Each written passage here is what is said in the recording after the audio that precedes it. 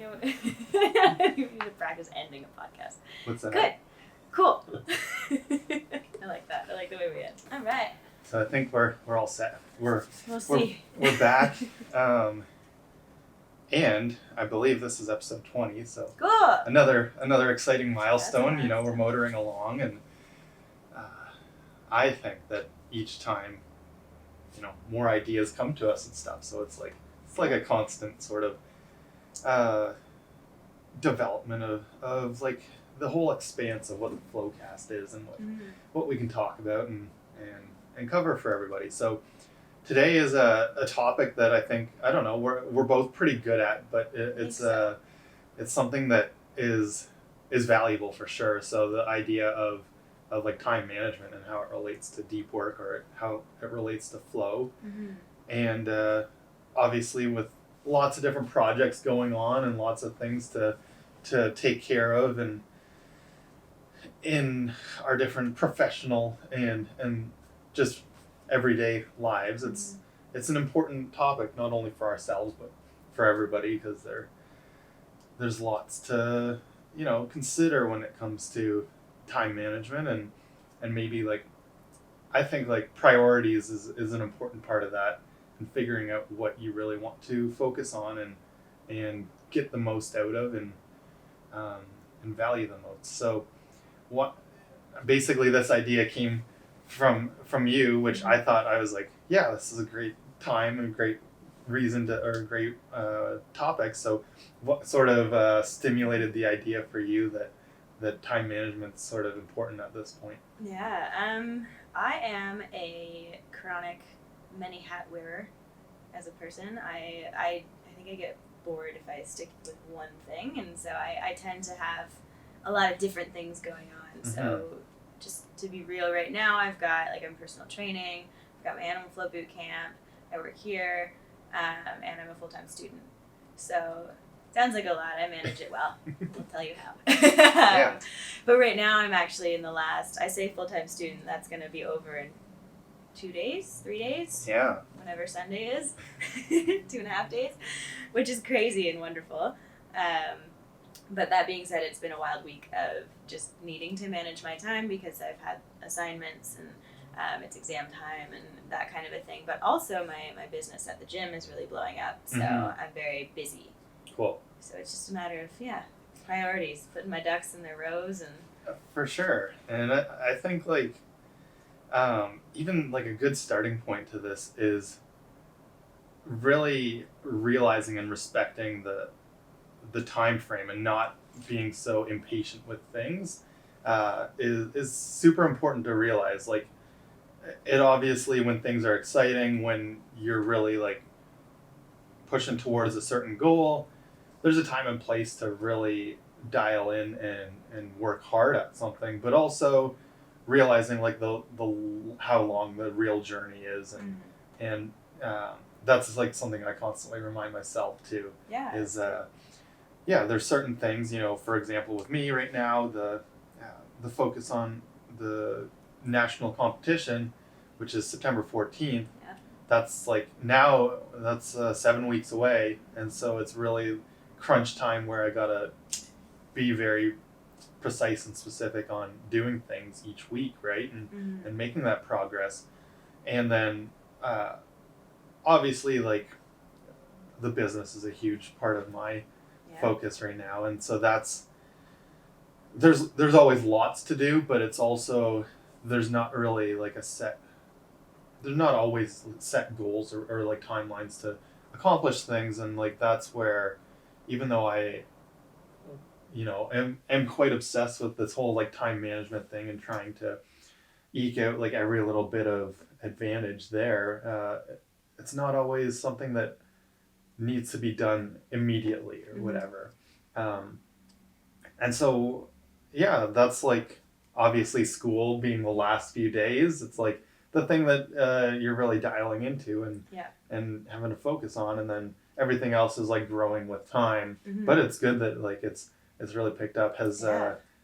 Because with the new animal flow course going on, have you seen like crossover to like the training as well? Yeah, I have actually. Cool. I think it's gotten me more attention more exposure on social media and just more conversations in the gym, which is great. So I'm getting a lot more traffic that way, and I also think people are just at the point in their summer where they're kind of feeling like they need a little pick me up. Everyone's a little bit sluggish and tired, so I'm getting some new clients coming in that way, just being like, I need something new. Yeah. Which is also good timing with Animal Flow. It is. Yeah. Yeah, it's very good for the crossover, and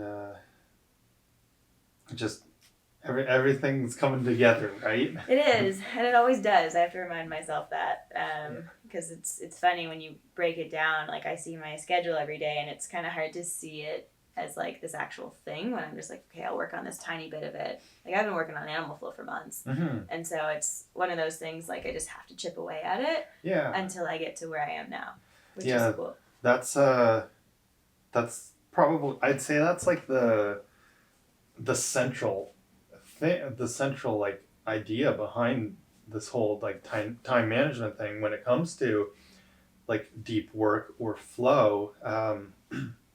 It's really all about how well you can chunk down things, and like identifying those individual components that lead to the overall picture is really important. That's a skill that I think takes a lot of time and a lot of work to develop and figure out. But once you do figure it out, it's like it kind of it goes into everything that you do, and then you're able to better put together those building blocks of whatever goal. Because I think it ties into goal setting, which I don't think we've done like a full episode on, but definitely will be in the works for the future, because that's like another valuable topic, and like overlaps with this. But it's with like the goal setting and the time management, the better that you get at identifying those individual components of something, the easier it is to actually accomplish it, I find, and I think most people would find too. Even just like whether it's you want to increase your squat or you want to lose 20 pounds, if you actually break it up into something that's, it's like the whole idea of the SMART goals, right? Yeah. And I was actually, so a couple of the books that I've been listening to and reading lately really tie into this, which is why I was like, cool. Time management is a good topic for this week, because I'm, not that I like didn't know it already, but it's always good to review and learn more about. Something that I never heard of, a really cool like story that I think will punch home this idea about making those goals that you're working towards and how you're going to manage your time more realistic. And with like SMART goals, there was this study done with college students or university students, and I don't know if they were actually athletes or they were competent enough to do a run, and they were told to run as far as possible in 10 seconds. So sub 10 seconds would be like the 100-meter sort of world record standard. But they were given like a distance of 200 meters to complete, and how far they could go. So they had to obviously push themselves to get as close to the finish line as possible in these 10 seconds. And I think like their distance, their average difference was like 58 meters or something like that. But then they went back the second round of the study, they were given a 100-meter distance. So once again, realistic in the world record standards. Obviously 200 meters would be like unrealistic. So not like not what they would call a SMART goal. And when these runners all like, they didn't have extra training or whatever, it was whatever time frame, very close in proximity, did it again, they got like 63 meters on average. So and basically the conclusion is because it was much more realistic and attainable, they actually got further. Cool. Yeah, that makes sense. I mean, when it's something, I see this a lot with clients, it's like clients come in and they're, I don't know, I just want to feel better or look better or lose weight, like these kind of loose goals. I find I have the biggest challenge with clients like this because I'm like, well, what do you want? Like, and we figure it out eventually, but those clients I find it's hard for them to find that passion and that fire because they just come in and they're like doing whatever I tell them to do, but it's not with drive. When I have other clients who have like, I want to come in and I want to learn this. I want to squat better. I want to power lift, like these kind of things. And when they have those specific goals, or I want to lose 10 pounds, like we've got a thing to do. I like they're all soaring and hitting these goals, and there's a lot more passion involved, which I think is cool. Like it's not just that it's more realistic, it's that it's like you see it and you're like, okay, I can do this. And that's huge with goal setting is find digestible bits. Don't make it something that can just float away. Totally. Right? And I think it ties into making it something that like you actually want for as far as it relates to the time management. Mm-hmm. It becomes something that like isn't so like ephemeral then. It's got actually like some substance to it where it's like, oh, to do X takes me this much time. And then the more realistic it is, you just like incorporate it into your schedule more, and it becomes that kind of like thing that's actually something that you want to set aside the time for. And obviously like with that too, I think having those clear markers along the way is really important and valuable for like the forgot what I was like what it's really valuable for. Oh shoot, I totally just lost what I was gonna say. That's okay, I'll jump in. What was I gonna say? No, I've got it. It's coming back. I was just gonna say pretty much what I say in every podcast, which is cool. This seems to be a theme, but when you have these digestible bits or you have this like set goal, it takes a lot of self-awareness to know that you want that. Or if you're working on a business endeavor, like knowing how to get from A to B takes a lot of exploration. So it's cool because this idea of time management goes so far beyond just, writing at 7:00 I will do this, right? It's more like prioritizing, like you said, and digging deep into yourself and just being like, what do I actually want, and when do I want it by, right? And then how do we get there?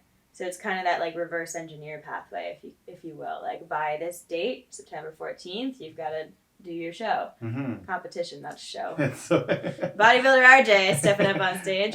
And so you have to, train accordingly to be able to lead up to that. And you have to set aside that, period of time before where you rest. And so it's, you got to manage that time too. Totally.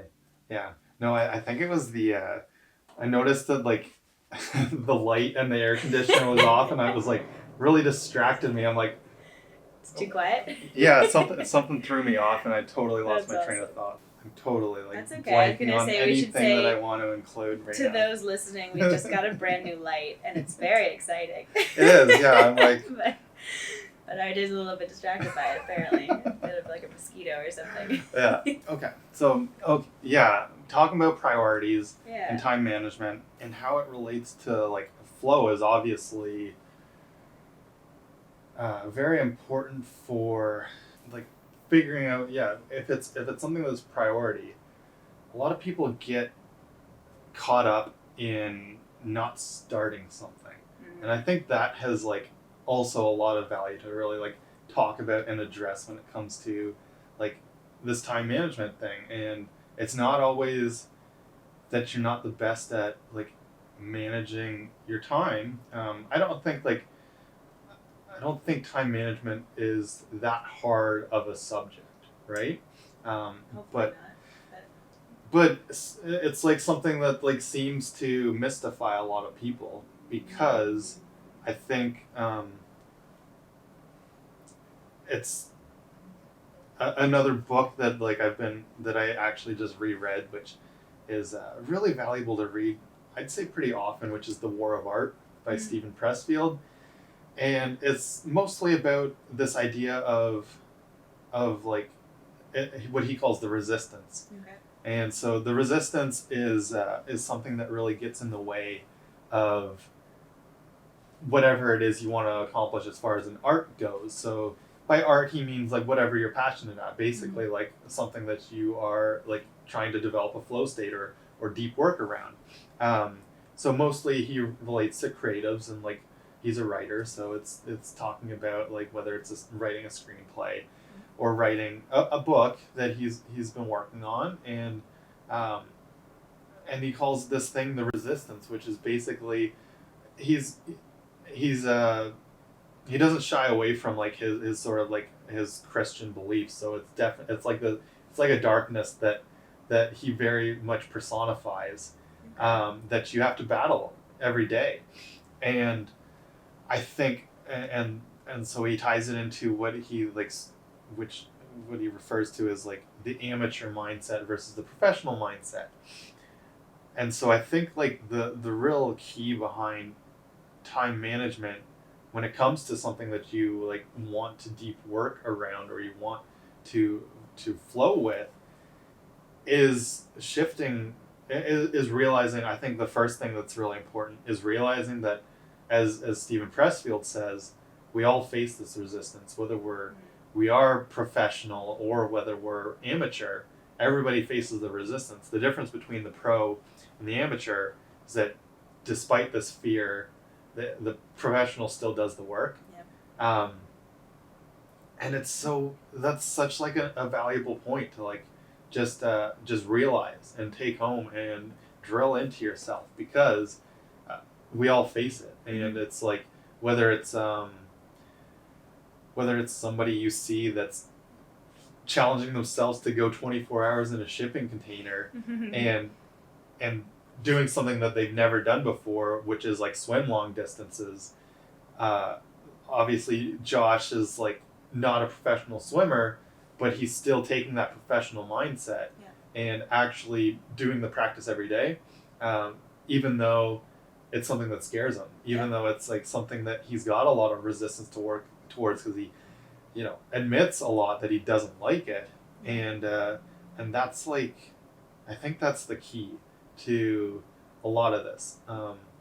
And there's obviously like subtle strategies around time management or whatever, but if it is like that thing that you really prioritize, like you start to do the work, and then it basically takes over itself once you've defeated that resistance that he talks about. And he it's a really great book. I'll definitely like link it, because I think more people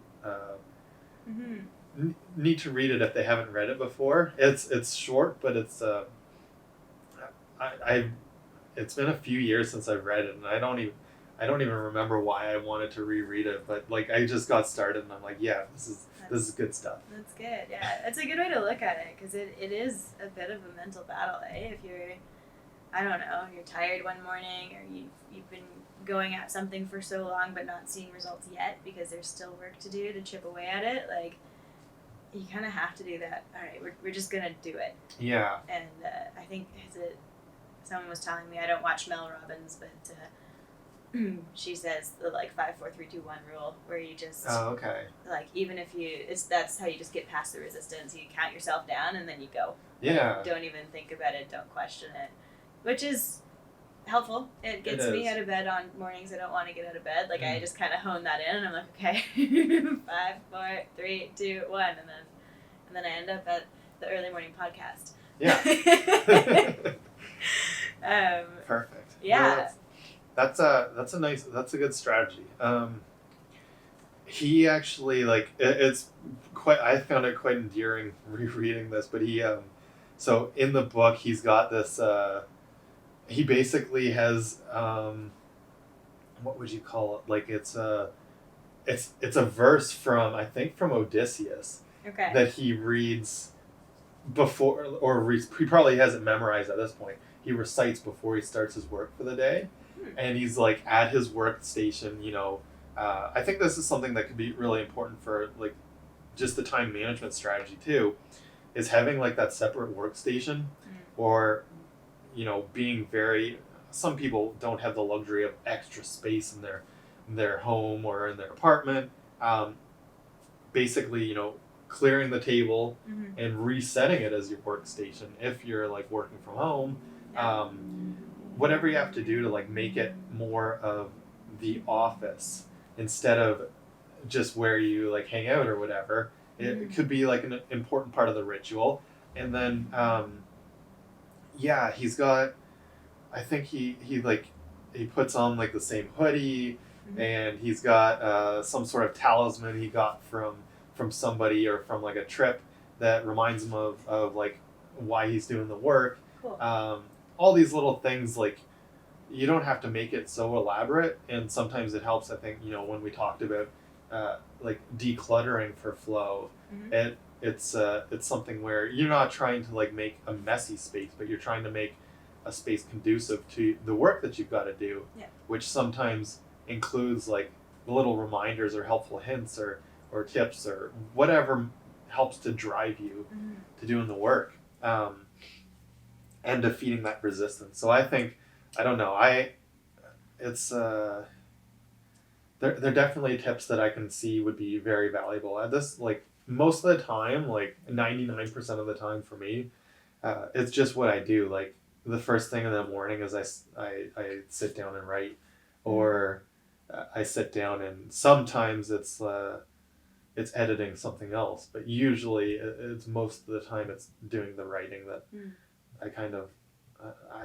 I don't know if I like it the most, because like I kind of like everything at this point. Good. Like whether it's doing like a podcast or it's writing a blog post, I think there's still like something deeply entrenched in me, and like the writing aspect is sort of where it's at. But everything else is cool too, and like the more that I learn about the challenges behind video editing and making podcasts and making them sound good, those things sometimes require my attention first thing in the morning, and then in other times it's just like it's doing the writing that like I tend to do.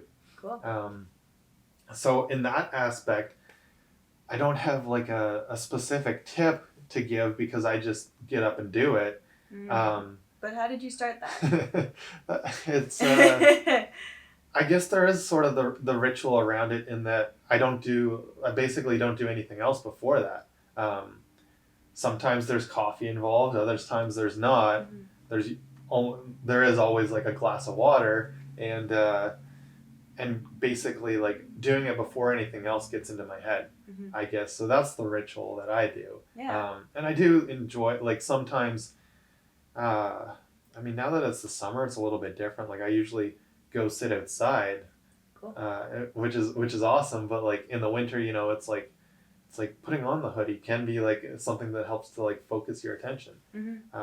Like sort of, I used to do music. Actually, I guess one of the things that maybe like I started with, which would have been a while ago now, was like the music. So something that sounds like it would drive you insane or whatever is I put like a single track, usually not a whole lot of lyrical stuff, just like a good example of something that I really enjoy for this is something that I heard from Tom Bilyeu, who's like he's got the Impact Theory podcast and TV show or whatever. I'm not sure if you're familiar with him.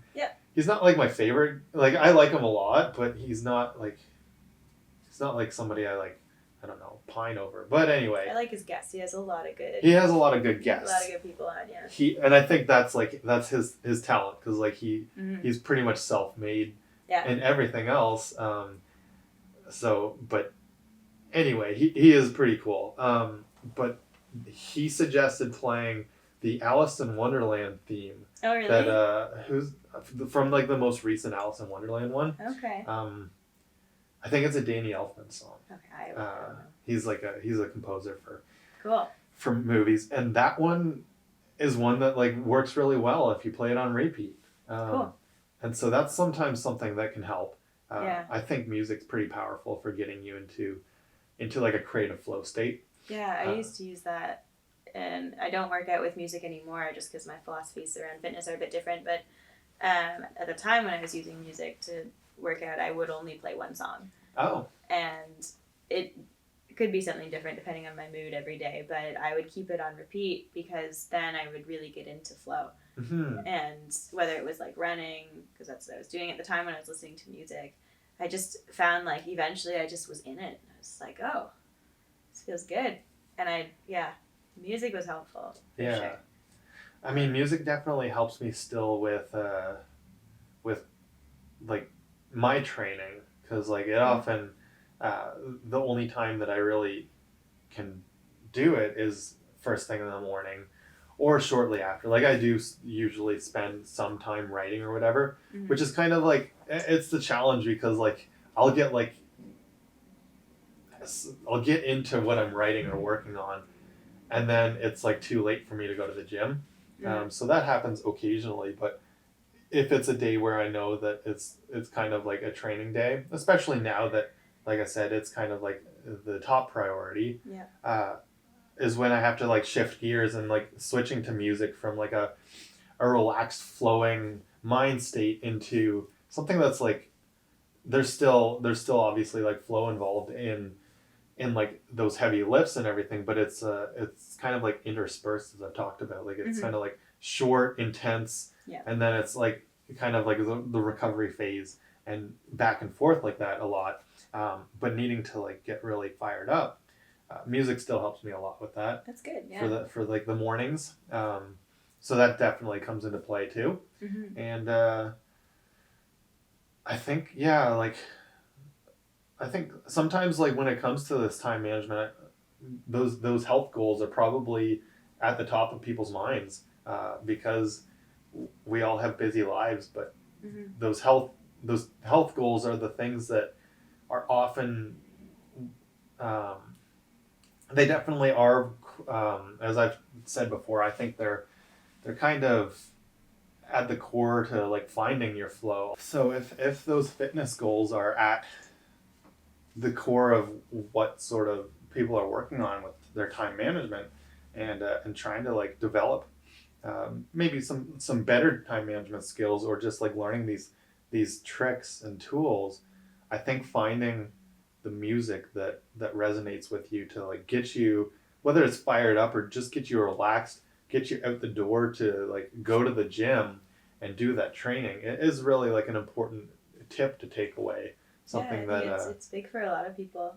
I always say also like it's not just about the music, although I appreciate it. Like it's also about like finding what you actually enjoy in the gym, which can take a little bit of time. So be patient with yourself. But I think it's important if a health goal is part of your time management, like what's going to get you going there? If you're going to, do something that you don't like, is that fun? No, that's when you're like, oh, I'm going to put that off. But if you find something that you're like fired up about and you're excited about, or you've got this thing to work towards, I find the time management comes pretty naturally, because you're just like, no, I want to go to the gym. So I'm going to make time for it.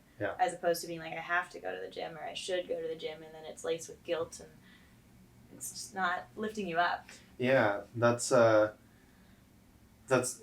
definitely that's like that's kind of the shift into when it becomes more of a flow state, right? Exactly. And it's like something that you've realized that passion for, and often it's because you've developed more skill around it, because I'm sure I think we've mentioned it before, but I'll repeat that like it's not always like flow states aren't always something where you have to be like, passion's important, but it's not like necessarily at the core of it. It's more about competency and like how skilled you are at something, and as you work on developing a skill towards something, it actually, that's just flow producing in itself.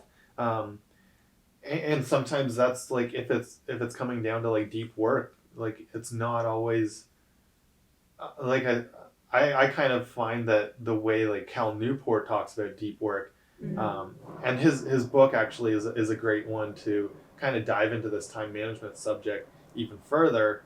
So Deep Work by Cal Newport, and even like something that kind of precedes that would be Tim Ferriss's 4-Hour Work Week, has a lot of like time management tips, because that's kind of the one of the core ideas there. Not that you like actually end up working 4 hours, but it's more about like it's just a catchy title, plus the idea behind being more efficient with your time. and so those things aren't always like necessarily things that are like behind like your passion.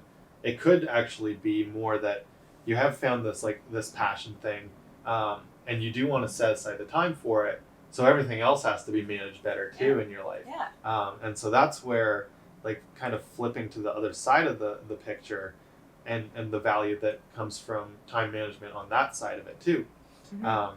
So I think like as we've talked about, even with like the digital minimalism idea, like batching things so that they're all organized in a timely manner. So like using whether it's a planner, we're much more fans of the analog forms of writing things down compared to like trying to use some sort of digital digital planner of any sort, because they just lead to too many distractions and like I just find them hard to look at. Like what am I looking at here? Like I see the calendar and then I see like all these ellipsis points instead of real words, and I'm like, okay, so I have to click on that to see what I'm doing today, and I'd rather just have this spread that makes sense, and mine is like blocked by the hour, and that really helps me because I'm like, oh, okay, no, I'm not free between 7 and 10 because I'm doing this, etc. and so forth.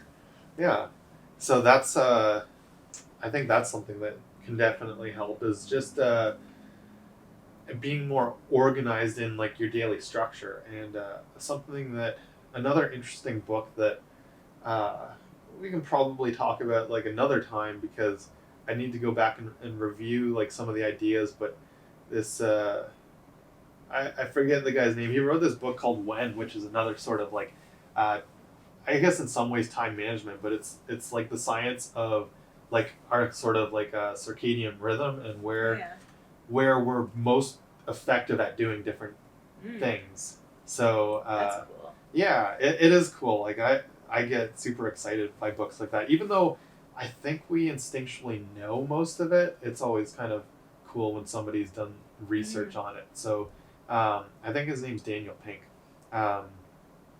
So basically, like he kind of I'm sure like he goes into like the different like the night owls versus the what he calls like the morning larks, like people who are morning people versus night people.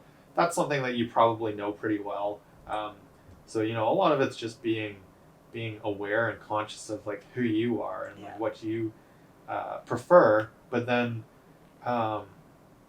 he looks at like the timing of different types of tasks. So you probably don't want to be doing like your deep work, like very creative stuff after you've just had lunch and like that afternoon slump,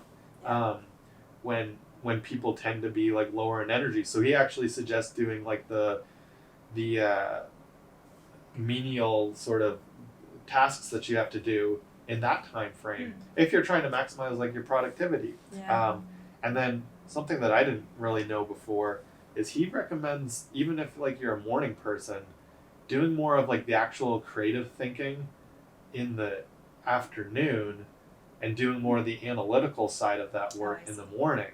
That makes sense to me. Yeah, I haven't perfectly figured out like if that actually works best for me. I would say that's how I work for sure. Like I in the morning, if I need to like write a paper, I don't do it after 5 p.m. Sure. Like I do it, I get up at like 6 or 7 and I start writing, because that's when like you said, there's least distractions in my mind personally. Some people, this is like 3 in the morning for them. They like to push it through the night. It doesn't work for me.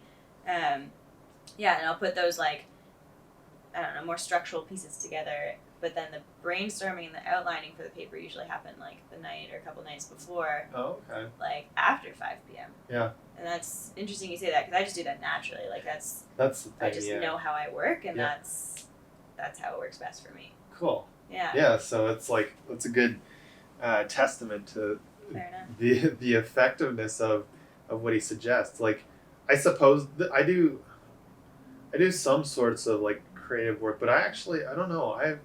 I've always liked the brainstorming in the morning too. Like when you kind of sleep on an idea or whatever, and then so I find that I can't sleep if I have an idea. Oh, okay. I wouldn't be able to do that. I get too excited. So yeah, that's very interesting stuff. Is there anything else we need to like cover as far as time management goes?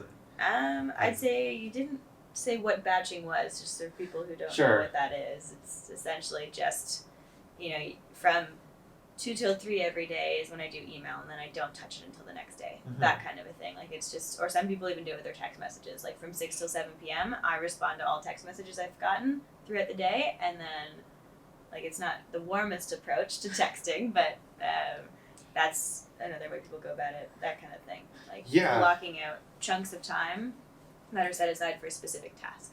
Yeah, so that's and actually ties into another good point, which a lot of people struggle with time management these days because of digital devices. So go back and listen to the digital minimalism episode because we cover that a lot more in detail, including some of this like batching idea, because I think that's one of the reasons that people get off track. Because batching is kind of whether you're using an app to help you like Forest that helps to like shut off everything else so that you can focus on like a single task, because we know research shows that multitasking for like 99.9% of the population just does not work well, and you're going to be able to do much better work and focus that much better on the outcome that you're trying to produce if you just kind of monofocus and don't try to divide your attention between different tasks at the same time. Mm-hmm. So that's essentially what batching is and why you would want to create like these different time frames for different things. And we'll touch on like the timing thing probably more in another episode, or you can check out that book When by Daniel Pink, which really dives into it a lot too. If it's something that you don't really know, I guess, inherently how your body or how your brain works as far as like the daily cycle. Mm-hmm. Yeah, no, I actually study that a lot with nutrition, so it's interesting to hear it with productivity too, because there are times where our body is just more efficient and times where we slow down and we all feel it. Yeah. So why not use that to our advantage, right? Yeah. But I would say one other thing that we haven't touched on yet is probably just the most practical thing for me, at least, is lists.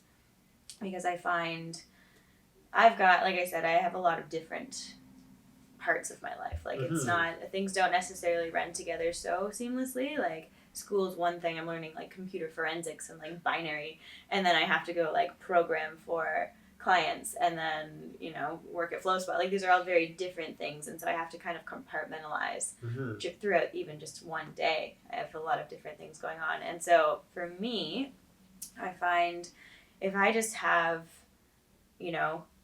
a like mental list or even actually like a practical list of things that I have to do throughout the day, I find I get anxious if I don't prioritize certain things, because I'm like, oh my goodness, I have so many things to do. So I'll start doing one thing, but then my mind will be like, but should I be doing that thing? Like back and forth, and then I get nothing done because I'm spinning. Yeah. So my biggest thing is, write the list, but then prioritize it. What has to be done today? What has to be done right now? And then I am able to say, like, okay, I'm doing this right now, and then I cross that off, and then I look at the next thing. So it's kind of like batching, I guess. Like, it's just less regulated. But, sure. Today's batch is like from this hour to this hour, I'm doing this and nothing else. Yeah. And then I can take everything else kind of and put it aside. Be like, okay, I'll deal with you guys in an hour, and then we get there. Right. My living being to-do list tasks over here. Yeah. And I think that's a good point. I think that's a skill that also comes with time and just getting started. Over time, as we kind of mentioned in the beginning, like breaking those goals down into things that are more realistic. That's a lot of like what lists are and like how they work and why so many people really love lists. And I think it does, whether like some people are okay with using like a digital list. There's a lot of good reason to write them down, though, even from something as simple as like the actual crossing things off of a list gives us like this little reward that you don't get the same feeling from with like something that's digital, because you can even like that's one of the reasons why I like even a bullet journal is because you can go back over the months or weeks and months and see if you're feeling down or whatever, or discouraged or not making the progress you think you ought to be making on something. You look back and see actually how far you've come, and then it's pretty mind-blowing. And that's kind of the nice thing about actually keeping your paper lists and not just throwing them out and discarding them. It can kind of like help to create this literal paper trail of the goal that you're working towards, the bigger goal, and those different things that you've broken down, and then over time you learn to how to create better sub goals or subtasks to get towards something, because like that's like I find that a lot lately actually. There's a lot of, I'd say, like bigger goals at hand in the business, and often the daunting thing about starting any of them is having something that's not small enough to actually get started on.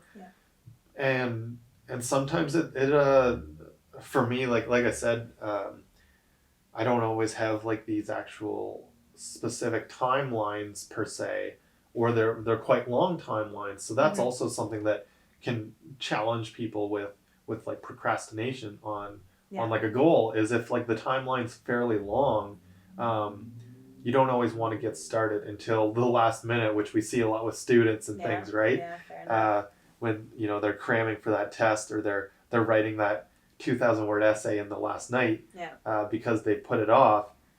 It's it's learning, it's over time, and sometimes it just takes a few days of meditating on what you need to do to actually break it down into something that you can do immediately. I think that's a really good point that you just said. There was like it's daunting because it's not small enough to get started on it right away, because that's huge. That's one of those things when you see the big picture and kind of the outside of a goal, you're like, whoa.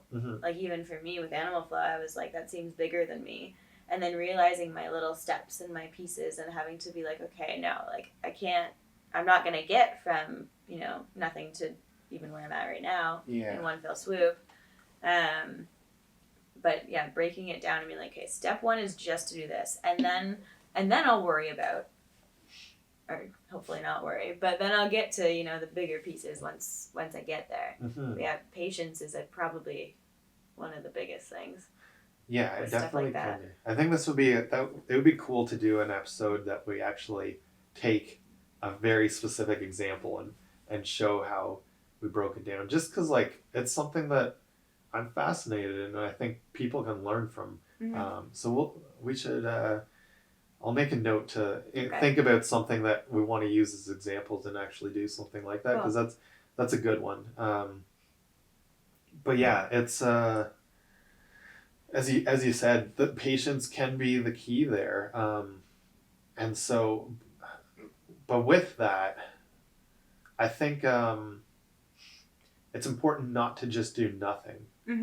So even if you're not working on that bigger goal necessarily, there's probably always something that you could do, even if it's like a learning, like there's this could be like a whole other rant. You don't always like it's the paralysis by analysis. You don't always want to just keep on like thinking, oh, I need to learn this, I need to learn this. Like there's got to be a point where you actually do something. So this could go on to like a huge rant. So I'll try to just basically say like while you're maybe you really do need to learn like something specific. If I'm using a quick example that we can dive into another time when we've got like more time for a full episode on it. Like if I'm trying to learn how to like do a certain kind of like photo editing technique for like a blog post cover or like an Instagram photo that I have an idea for, I may have to watch like a YouTube video on how to do it.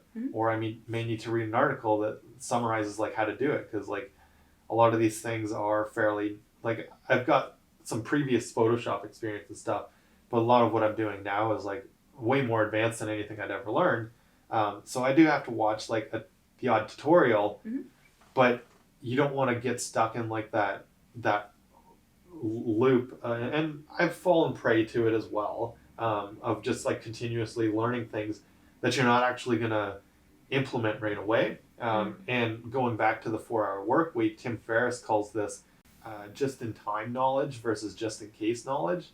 Oh, cool. And so that's actually one of his keys to time management and productivity is a lot of high achievers or whatever get really stuck in the just in case knowledge, and myself included. Like I do a lot of that.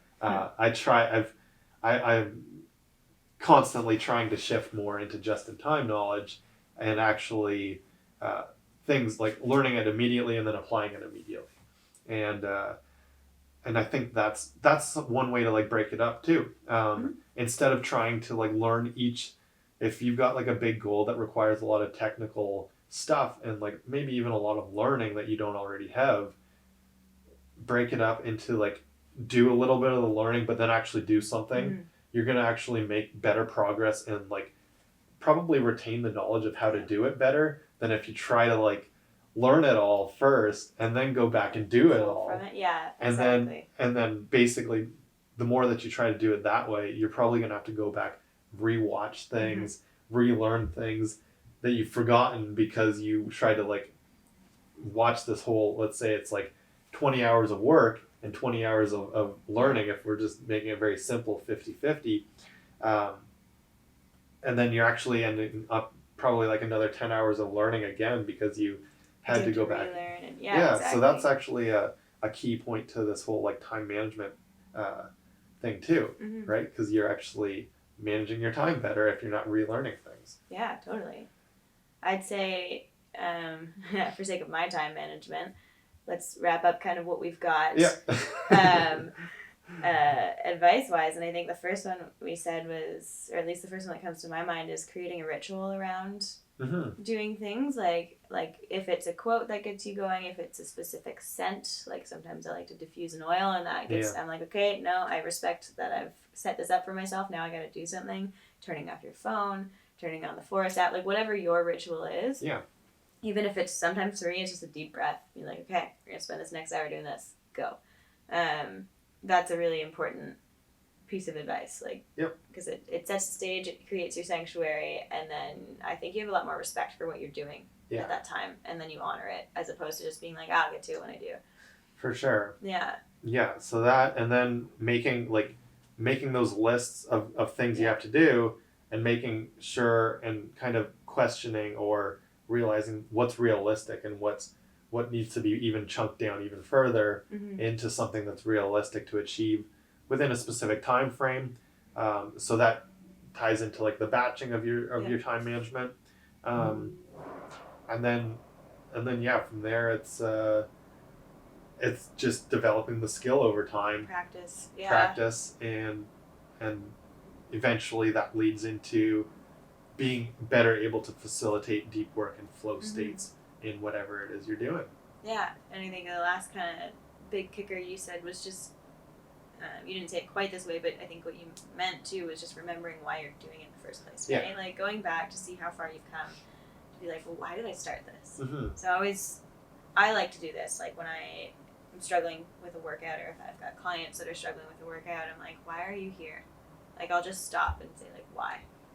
And then it helps them kind of dig up some sort of motivation or inspiration within themselves, be like, right, that's why. Cool. And same with time management stuff. Like, or if things you've been working on for a long period of time, and it's that like you're paddling in this boat for so long, and you've been in the middle of this lake or ocean for so long, and you kind of forget why you're doing it, and if it's even doing anything, and then you remember your why, and you start to kind of see like, oh, there is something on the other side of this. Yeah.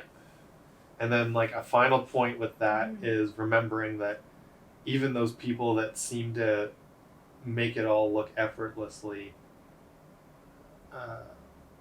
they're facing that same resistance. And just remember that like we all face the resistance, and it's whether you're going to approach it with a pro mindset or an amateur mindset. And the professional has that same fear, that same resistance, but they actually take the first step Yeah. out the door to do it. The brave ones. Yes. That's good. Yeah. Mm-hmm.